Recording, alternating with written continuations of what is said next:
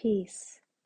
Welcome to Holistic Intuition, where we collectively explore health, raised consciousness, and overall holistic experiences such as self-love, cultural privilege, confidence, sex, friendships, oppressive systems, and much, much more, while encouraging you to be your best guide in this human experience through helping each other connect more deeply with ourselves. Peace. Welcome to episode 16. I had to check right before I started filming, what episode are we on right now? Sometimes I can't believe I've already done 16 episodes, I'm just super excited to just keep going in my own flow and just eventually look at my channel and have all of this beautiful wisdom and just expressions of myself that I get to share with you guys. Because some of this information is factual and some of it is just me expressing my own experiences and feelings, and all of it is important. So thank you for supporting me in my own journey of expressing myself, of opening up my throat chakra, of being comfortable in front of the camera, of creating intriguing and important content for the episode. So thank you for just rocking with me, for supporting, for liking, for engaging. This week especially, I got a lot of engagement on Instagram about the podcast, particularly on this episode, and then one I'm going to do most likely next week. So today's episode was a suggestion from one of my followers on Instagram, and I was surprised honestly that I hadn't already made an episode like this, so I was really happy that she suggested it. And it's going to be on basically an introduction to herbs and natural remedies. So I did do a similar episode before, but I kind of talked about different things like how to make shampoo and those types of things, like products. But this is going to be a little bit more focused on herbs specifically, and then at the end I'm going to give some natural remedies that are just very easy to implement. You don't need a lot of money, you know what I'm saying? It's just things that little things that we can change to increase our health and get more connected with nature through what we're using on our skin, in our home, etc. And then, like I said, most likely next week or the week after, I had a lot of women that wanted to hear about, one term could be cycle syncing, but really it's just understanding our cycle more fully and how that plays a part in every aspect of our life. So when we think of our cycle, we tend to only think of our period, right? And there's so much more that goes along with that. We really need to be understanding those phases and how we need to eat differently and work out differently and socialize differently and have sex or abstain from sex. So it's very empowering, and I still have a lot that I want to learn and implement in my life in regards to that, but the changes that I have integrated have just been extremely empowering. It's really a shame that we don't know much about our body and our emotions and our hormones. So stay tuned for that episode.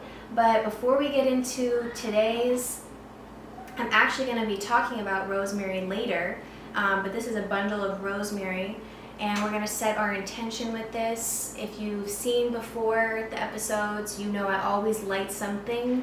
I have a lot of fire in my chart.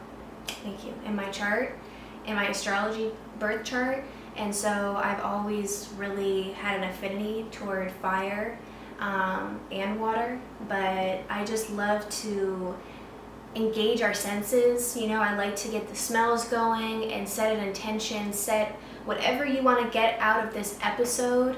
This is the time to take a moment, lay that intention down, and then at the end of the episode you can assess, was that intention met? It could be an emotion you want to feel, it could be something you want to learn, etc., etc. So let's get into it.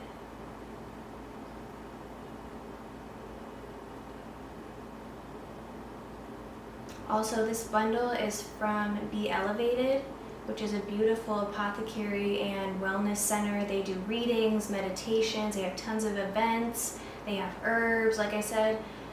They're in Venice, California, so if you are in the area, I definitely recommend it, and I'll put their information below in the description.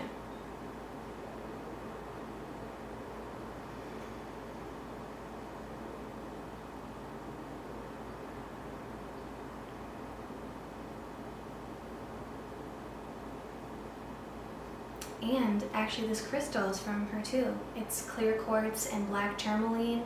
If you're unaware, black tourmaline is really great to protect yourself against electromagnetic frequencies, which can be very, very damaging to us. So if you have the opportunity to get a black tourmaline stone and put it in your pocket or put it where you put some of your devices, I definitely recommend that. Okay, so let's get into it.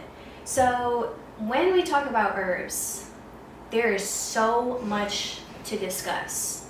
There are an abundance of herbs that Mother Nature gave to us to utilize in so many different ways. There's so many different ways to prepare herbs.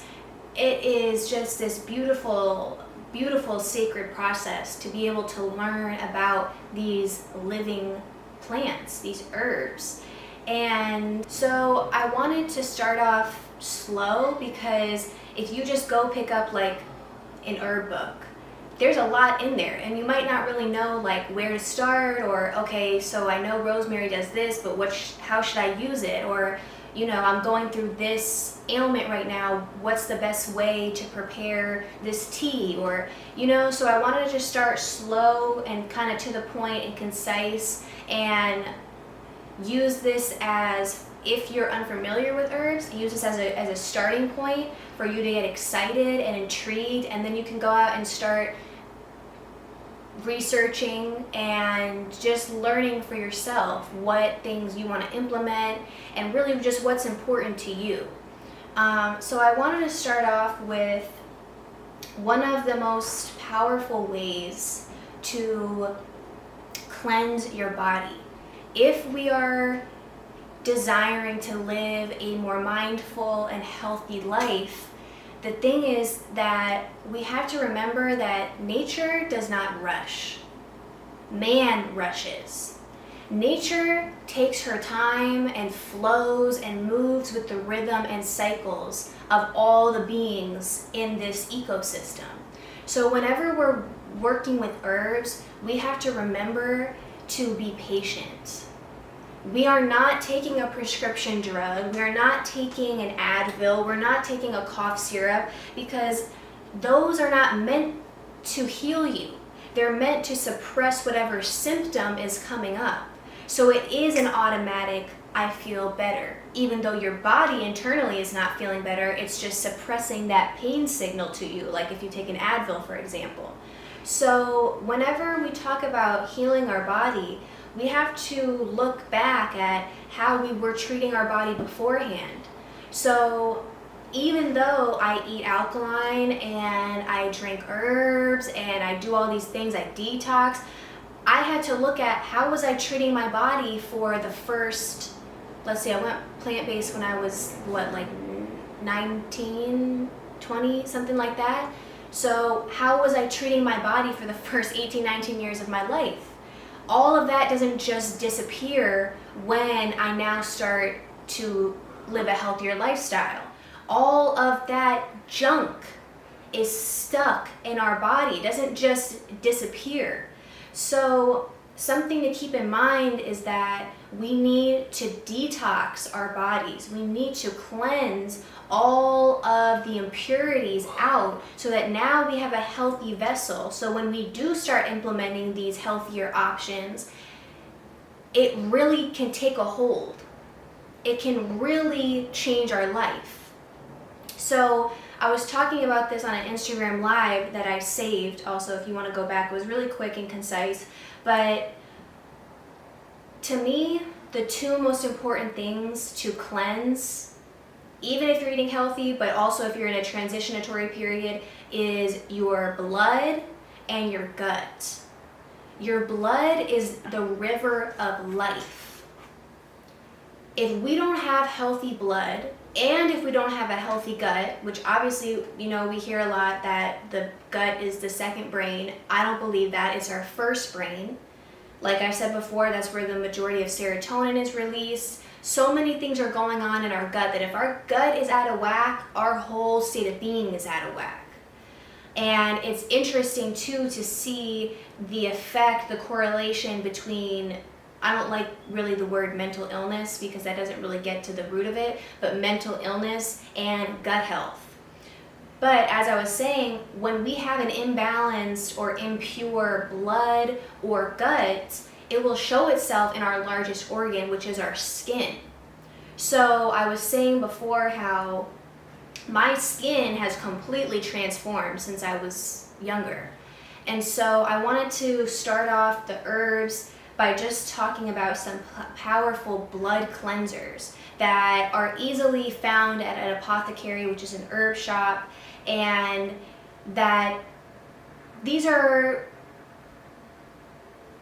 some great starting points, I would say, to make teas with, which is a really simple way. There's so many ways where you can prepare herbs that I'll get into later, but this is more simple, I would say. So I'm gonna give you 5 powerful blood cleansers that we all should be taking on a weekly basis. You don't want to take the same herbs every day because your body will start to get used to certain things, and also, we go through different cycles. You don't want to be doing the same thing every day for anything. You don't want to be doing a HIIT workout every day. You know what I'm saying? That doesn't align with how our bodies were designed.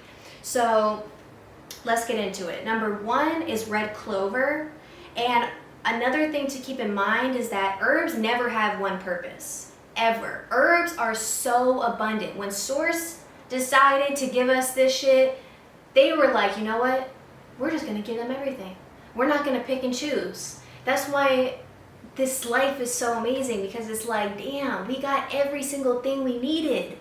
We came here fully equipped. Like, imagine you go to the gym and you bring a gym bag and you have every single piece of equipment you could ever need to be in the gym. That's what Earth is. Every mineral, every single thing we could possibly need is here for us. We just have to give gratitude for a second, because that is beautiful. It's beautiful. We're never alone. We're always surrounded by all this life. So red clover, is it a powerful blood cleanser? Yes, but it's also great for female fertility, and it can prevent infection. So it's anti-bacterial. Number 2, which is one of my all-time favorites because it has the highest iron content of any herb, is sarsaparilla. Dr. Sebi, of course, talks a lot about sarsaparilla. I like to prepare my sarsaparilla with vanilla rooibos to give it that kind of sweetness, vanilla-y flavor, and I'll make that into a herbal latte, put in some plant-based milk, a little bit of agave, some cinnamon. Delicious. Oh, actually, this is sarsaparilla and vanilla rooibos. I'm just having it without milk, but it's really just delicious by itself. It also can help you with liver damage. Number 3 is blue vervain. It is anti-inflammatory. Obviously, like I said, all of these are blood cleansers. It can also have some other really cool components, which is astro travel. So if you want to, or astral projection, if you want to do those types of things, you can make a tea right before you get into that meditation-like state, and it can possibly help you get to where you want to go. It also is great for digestion and respiratory issues.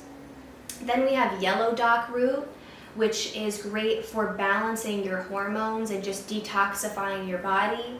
And then number 5, which is another one of my all-time favorites, burdock root. You can also season your food with burdock root. One of my favorite creators, Alkaline creators, Electric Plant Kitchen. If you don't follow her on Instagram, you have to go right now and then come back, because her food is so beautiful looking, and I wish I lived closer so I could get her food, but she actually made some caramel burdock root cookies that looked delicious. But burdock is beautiful. It purifies the blood, obviously, like I said, which is going to help your skin health. It can be used to treat STDs. It can inhibit the growth of cancerous cells. So it's like these things go on and on and on. They are multi-layered. So that is just one part of what I wanted to talk about, just to give you guys a little brief overview of some herbs that you can go get right now and start implementing and make teas with.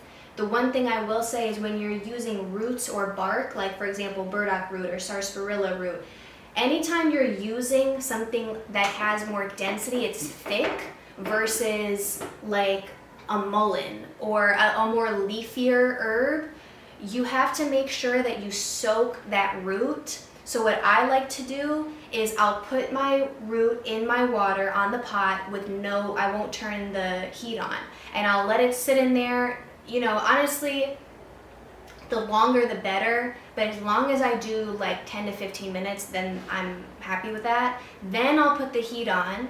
I'll bring it to a rolling boil. You don't want to ever do put your heat on high, so maybe like a medium low.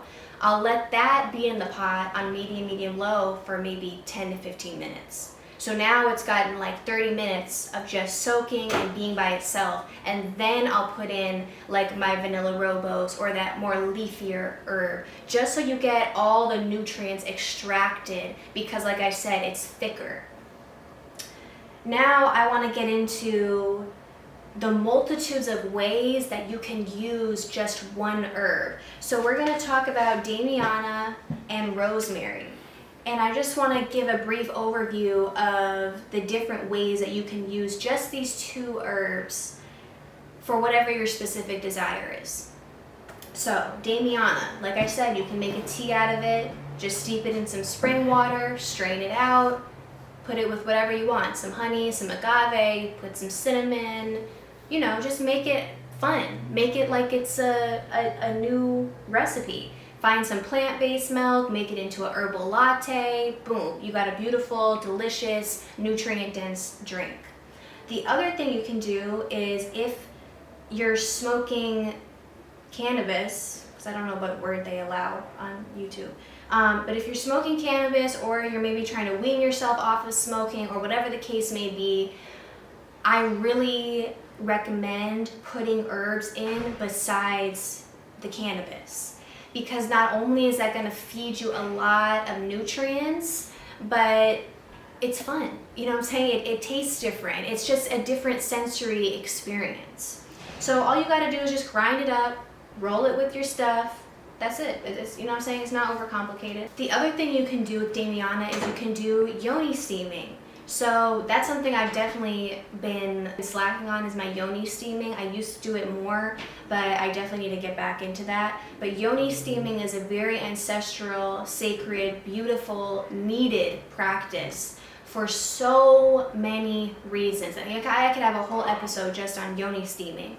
It can help to release the trauma in our womb. It can just connect us with our womb. Maybe we don't have any connection. Maybe we don't talk to our womb ever. Maybe we don't ever just rub on our womb, you know? And it can help with fertility issues. It can be a contraception. It can be to, you know, like a million different things you can do with yoni steaming. So all you do is you put your herbs in a bowl with some warm water, and whatever herbs, like I said, you get whatever herbs are specific to whatever need it is that you have.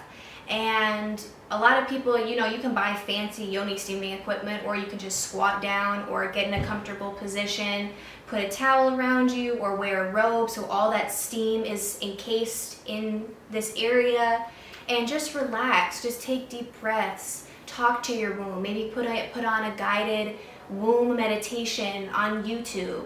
Just it's honestly it's extremely relaxing, because it's not only the warmth, it's herbs are medicine. They are speaking to us. Maybe not verbally for most of us, but they are guiding us. So it's really just, it feels almost like a warm hug It's like this mothering energy when that's how I feel when I yoni steam. And it can probably also be very emotional for some people if you're releasing trauma. It can be a lot of different things, but it's definitely something that I feel needs to be more talked about mainstream, because like I said, this has been here for thousands of years. This is not new, but it's not something we talk about mainstream. And a lot of times, even like a gyno, I had a gyno when I was going to one tell me, well, why do you need to, why do you need to do that? And I was like, just for maintained health, because it's a spiritual practice, because it's cleaning out my womb, because all, you know what I'm saying? It's like, they don't even know what the fuck. They don't know. So I definitely recommend that. Remember, you don't want to yoni steam when you're bleeding. Don't do that. And then this was something that I had not thought about, but I'm definitely going to get into, is when I was looking at Damiana, it has erogenous components to it. So it can be used in a more intimate or sensual or sexual way. So you can make an erotic, intimate oil out of the Damiana. So you could use that on yourself when you're just wanting to increase your sensuality and get in tune with your senses. You can use it before intimacy with a partner and have them massage you or you massage them. And all you need to do for that is just steep the Damiana in oil, like you could do grapeseed oil, and strain it out, and there you have this beautiful homemade oil. Now let's move on to rosemary. So rosemary is probably one of my favorite herbs. I love to cook with rosemary. I love to put it in my quinoa. I don't think I've ever made rosemary tea, but I would love to do that. But rosemary is great, like I said, for a million things. It's great for hair growth. It's great for memory. So one thing that I did recently is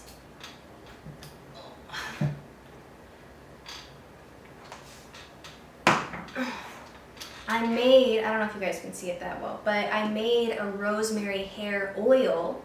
And I originally, when I made it, you know, it was warm, so it was like a hot oil treatment, and now I just use it kind of as like a hair mask. So basically, I use it 1 to 2 times a week when I'm about to shower. Really massage. I'm still learning, honestly, just all these things. So originally, like even now, I think I put a little too much in my hair earlier, and everything depends on your unique hair texture. So originally I put it in my scalp and throughout my hair, and then I was like, okay, I put way too much in my hair. And even after I got out of the shower and shampooed twice, there was still like a good amount of oil in my ends. But specifically for me, this oil was really great to bring moisture to my scalp because I have a drier scalp.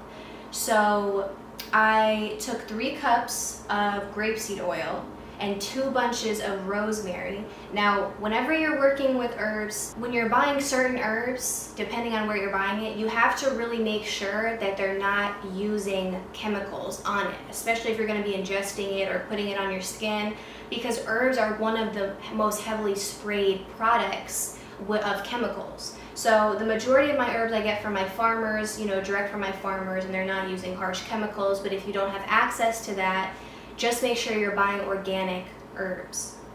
So I take all that, my 3 cups of oil, my 2 bunches of rosemary, I put it in a pot until it's warm, not hot, just warm.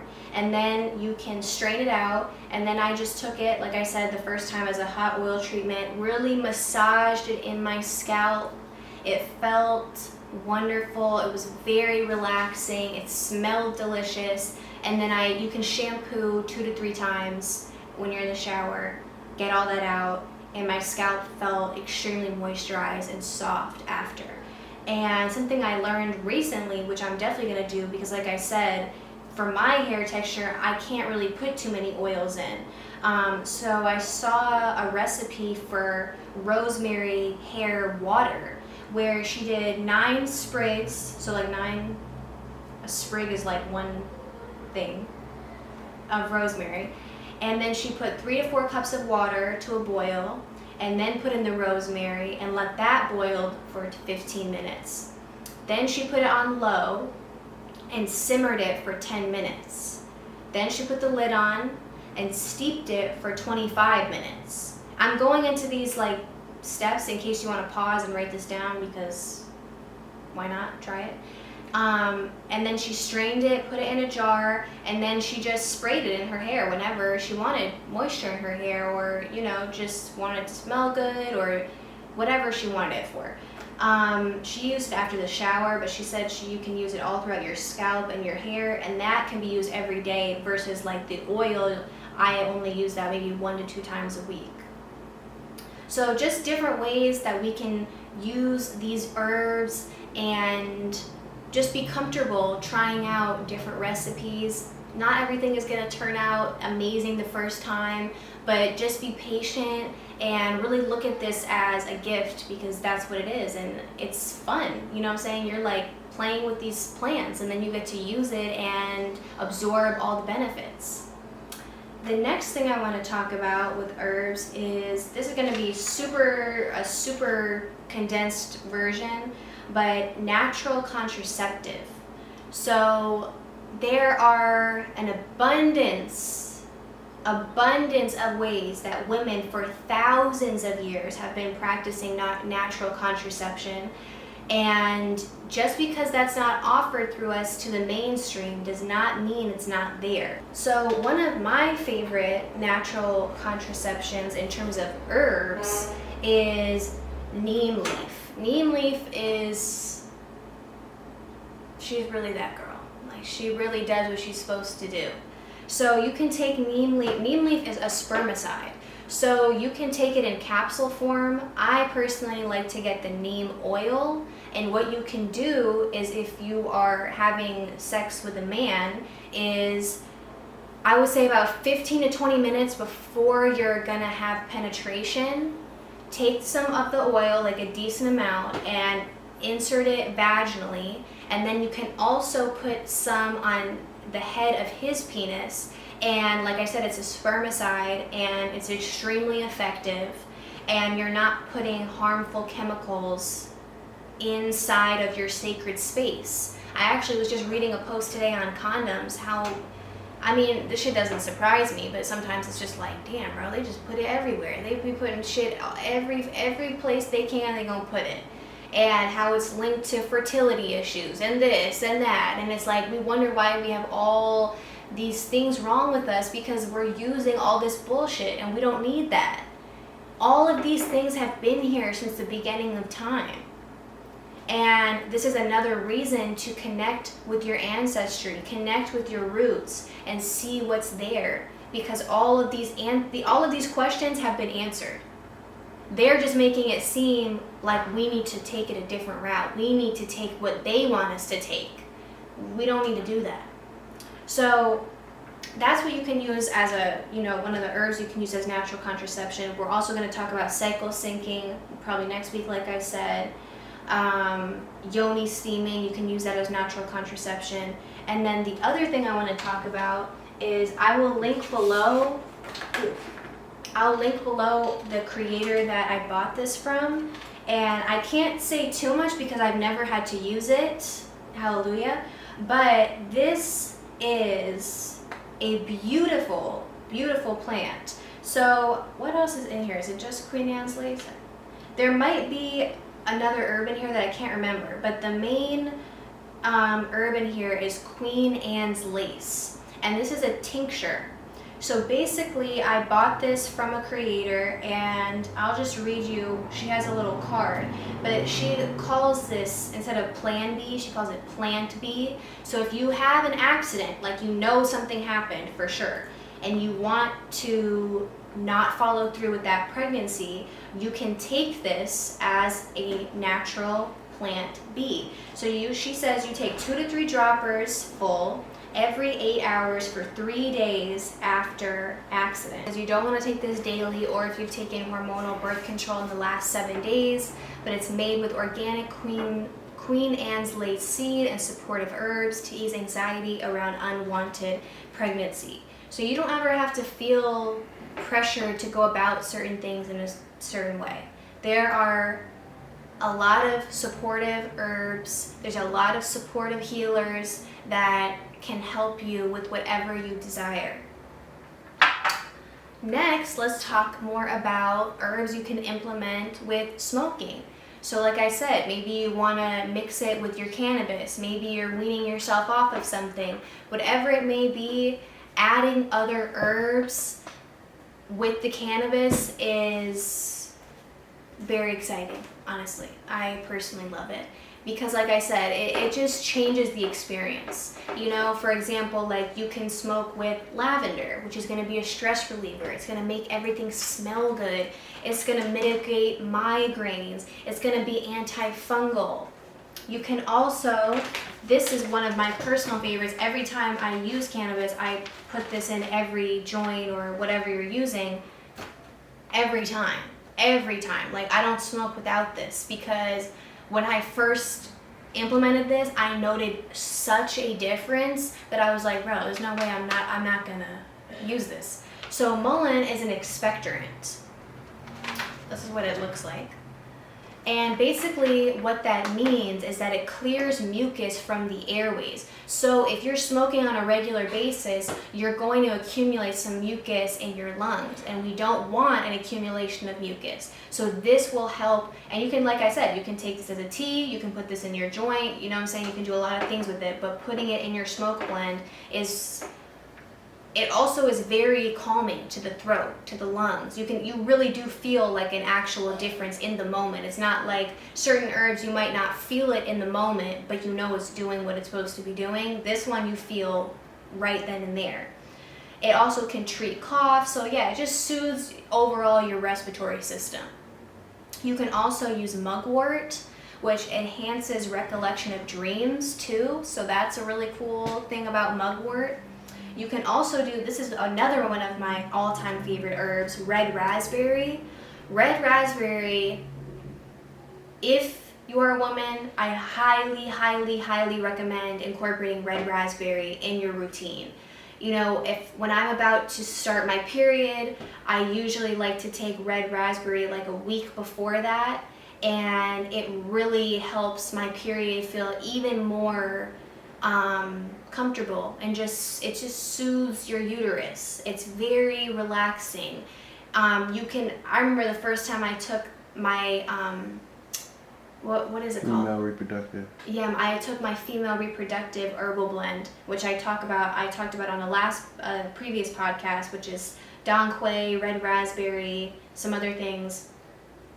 The first time I took that tea, I was shocked. I almost felt it instantaneously. Like I could feel this, I don't even know how to describe it, like this very soothing sensation in my womb area. I could feel something happening. I could feel something being cleared out. It was really like a really cool experience. But yeah, if you're a woman, you should absolutely be taking red raspberry for your reproductive health. But if even if you're not a woman, you can take it because it has antioxidants, because it reduces blood sugar, on and on and on. And then the other thing I wanted to talk about, key limes. Key limes, if you're alkaline, you definitely know about key limes, but they are so abundant. You can take key limes for so many different things. You can use it for so many different things. This is not a lime, it's a key lime. Okay, it's specific, it's called a key lime. It's not the same as a regular bigger lime because it has seeds, it's much smaller, and I use this for a million things. Number one, this is so great when you first rise to squeeze out the juice, and you can take it as a shot, or you can mix it with your water, and it is a great detoxifier of the body. It will break up mucus and cleanse it out of your system. So this is what I like to do. This is like my thing I do almost every day. I cut the lime, I squeeze the juice into some water or take it as a shot. Then when all of the juice is out, this is your armpit's best friend. You don't ever have to use deodorant ever again. Now, if we're getting to the root, if something is smelling, that means something is going on internally. Maybe you need to eat raw for a little bit, something is going on.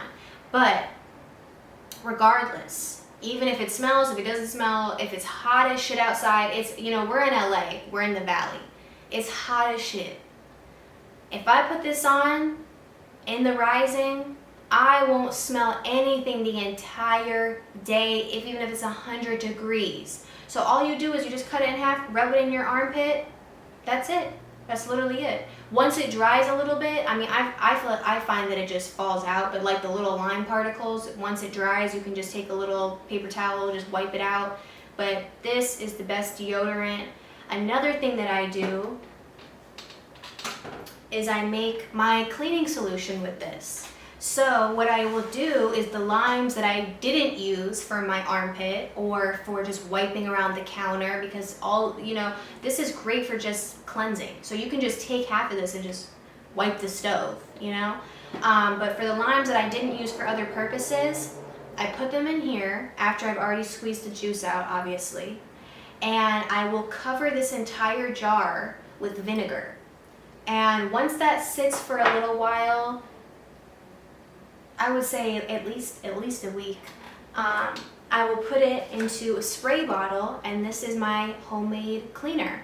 Mirrors, the stove, anything, the sink, you know what I'm saying? And the thing is, there's no toxic ingredients. Even these companies that tell you they're clean, they're not. They're greenwashing. They still have toxic ingredients. They're most likely owned by the same company that openly tells you they have toxic ingredients, and you don't want to be putting that in your home. We really need to think about the products that we're using for cleaning. If we are touching things, if our food is around it, you know, like I said, we have cats. I don't want to be putting all this junk around and then they step on it and then they lick their paw, and you know what I'm saying, that's nasty. Like, they're just putting in artificial chemicals. So this is just a key limes in every way. Highly recommend. Put it in your tea, put it in your watermelon juice, squeeze it on your watermelon, do anything and everything with it. Make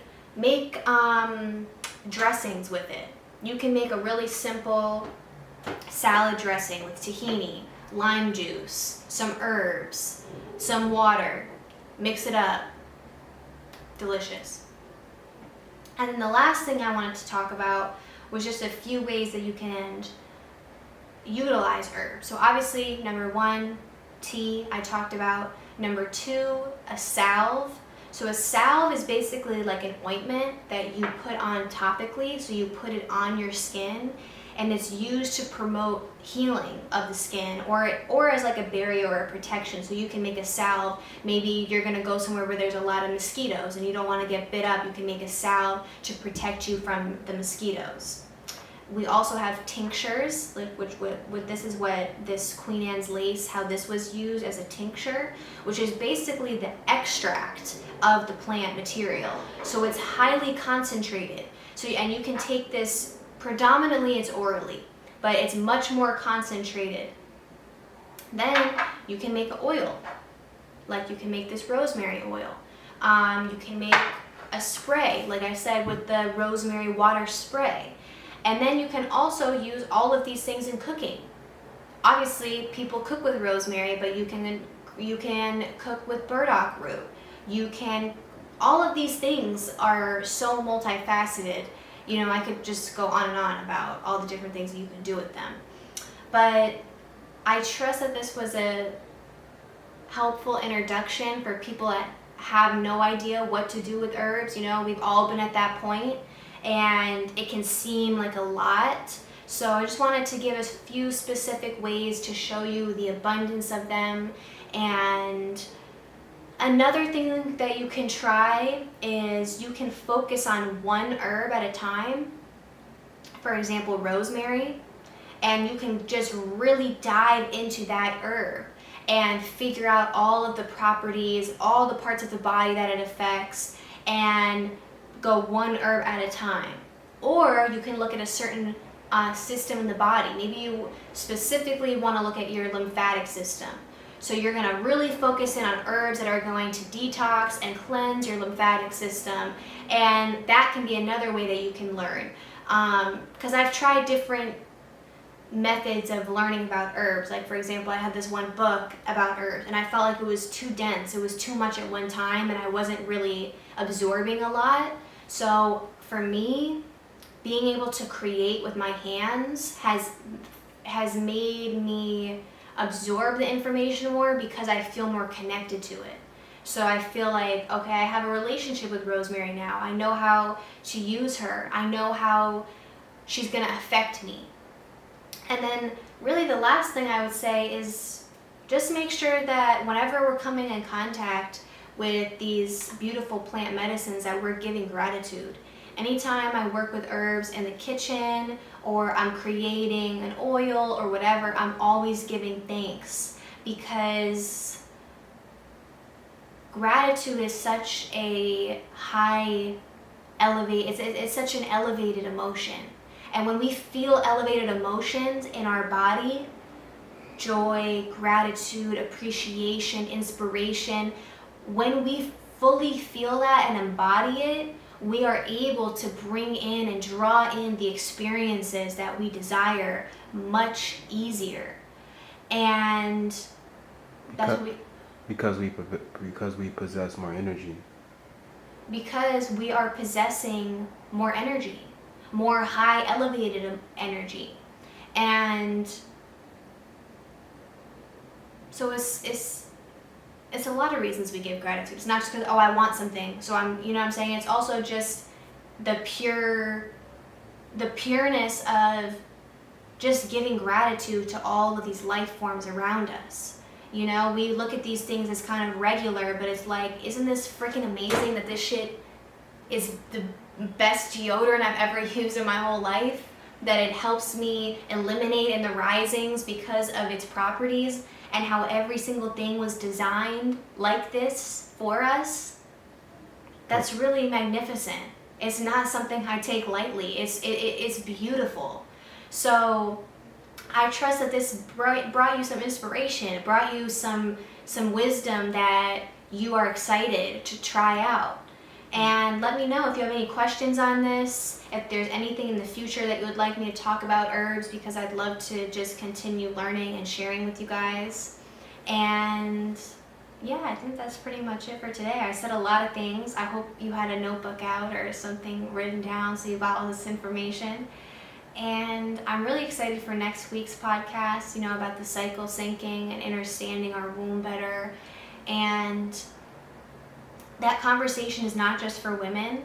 You know, I said this before, but a lot of times for men, they only tend to focus on these things when they're in a relationship with women, or when they're about to have a daughter. And we all came from a woman. We're all surrounded by each other all the time. So we should be aware of how the opposite sex functions. We should be aware of men as they are aware of us.